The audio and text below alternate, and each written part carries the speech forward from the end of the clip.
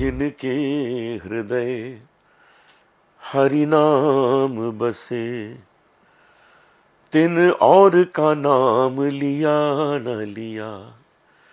जिन मात पिता की सेवा करी, तिन तीर्थ व्रत किया न किया। वाह जी। गोयल साहब, मैं आज सोच रहा था कि लोग दान पुण्य सेवा पर बहुत विश्वास रखते हैं, है भी बहुत अच्छी चीज, है भी अच्छी चीज। लेकिन वो सब तभी संभव है जब आप स्वस्थ हो। हम्म। जैसे सपोज आप अपनी माता के चरण दबाना चाहते हैं हम्म। और आपका स्वास्थ्य ऐसा है ही नहीं कि आप बिस्तर से उठ सकें, हाँ। क्या फायदा हुआ। और अगर आपने कोई मालिश करने वाले को लगा दिया तो वो पुण्य नहीं मिलता आपको। पुण्य तो अपने हाथ से सेवा करने में मिलता है। किसी को दान भी दें तो अपने हाथ से दें, उसको बड़ा आनंद आता है, स्वयं को आनंद आता है। बिल्कुल। तो हर जगह स्वास्थ्य बीच में आ जाता है। हम्म। कोई आप बड़ा बिजनेस कर रहे हैं, स्वास्थ्य ठीक नहीं है, नहीं कर पाएंगे, आपका कंसंट्रेशन ही नहीं होगा।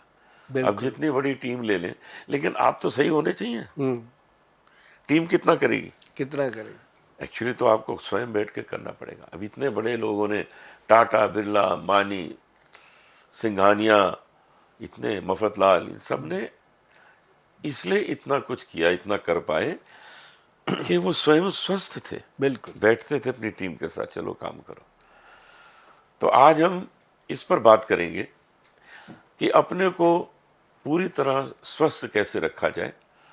और उसके रामबाण तो गोयल साहब आप ही के पास है, बिल्कुल है। आपके पास ही आना पड़ेगा। बड़ी कृपा है बजरंग बली की। बजरंग बाण भी है और राम बाण भी है आयुर्वेद में। जैसे ना आपने देखा होगा, आप तो खैर भजन सम्राट अनूप जलोटा जी क्या कहें कि राम जी के नज़दीक हैं, सब बड़ी कुछ कृपा है, है, बड़ी कृपा कृपा है प्रभु की। लेकिन आपने देखा होगा कि भगवान श्री राम जी ने भी आयुर्वेदिक जड़ी बूटियों को कितना सम्मान दिया, वो भी उस नाजुक समय में जब लक्ष्मण जी मूर्छित हुए। जी जी जी। कितना नाजुक समय होता है, उस समय भी उन्होंने दिमाग में ये रखा कि अब भाई को तो ठीक करना ही करना है, साथ में पूरी दुनिया को एक मैसेज देना है। और वो उसके लिए देखो उन्होंने बजरंगबली जी को चुना, और वो वैद जो उन्होंने चुना, देखो कैसा मैसेज है इसमें कि वैद जो उन्होंने चुना वो लंका का वैद था। हाँ, देखिए ये कमाल की रावण बात। की लंका का वो मतलब जिसे हम कहते हैं कि पर्सनल वैद, जिसे हम कहते हैं कि घर का वैद, उनका वो राज वैद था लंका का, तो वो चुना गया। अब रामचंद्र जी ने दिखाया कि हमारे मन में उसके प्रति कोई द्वेष नहीं है, और वैद ने दिखाया कि वैद वैद होता है, चाहे वो दुश्मन का हो चाहे मित्र का हो, उसने उसको जान फूकनी होती है। हाँ, और रावण के द्वारा उसको अनुमति देना कि तुम जाओ, हाँ, कि तुम जाओ, कितनी बड़ी बात। कितनी बड़ी बात है वो। मतलब इसमें होता है कि वैद्य जो होता है या डॉक्टर होता है, उसका किसी के साथ कोई वैर विरोध हो ही नहीं सकता।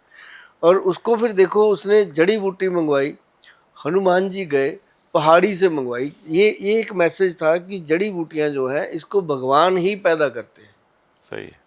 और जिन्होंने पैदा करी वो अपने भाई को गोद में लेके बैठे हुए हैं, वो तो ठीक कर सकते थे उसको। सच बात, सच लेकिन बात। उन्होंने वो मैसेज हम लोगों को देना था कि हनुमान जी गए, बूटी लेके आए, और रास्ते में हनुमान जी को अहंकार हुआ तो रास्ते में भरत जी ने तीर मारकर उनको उतार लिया। हाँ, तो उन्होंने अपने तीर पे बिठा के उनको उससे ही फास्ट भेज दिया। वाह। मतलब भगवान सबको सिखाते गए कि दुनिया में कोई भी इंसान कभी भी भगवान से बड़ा नहीं हो सकता।